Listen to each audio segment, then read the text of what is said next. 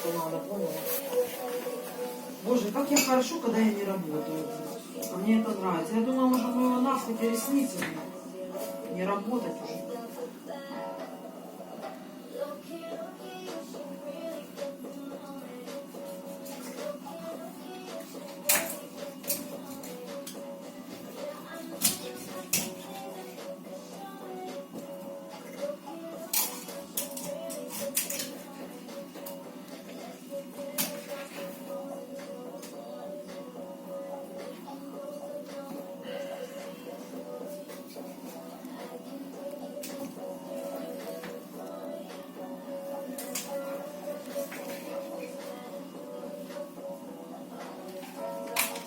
Что там, жесть?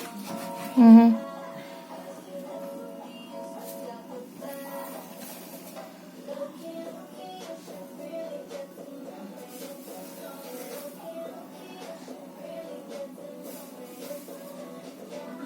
Так, а что мне суп сварить завтра?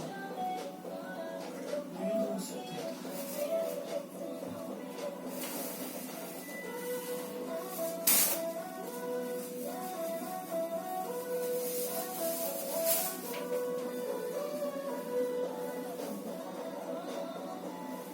Да ёб твою мать, блядь.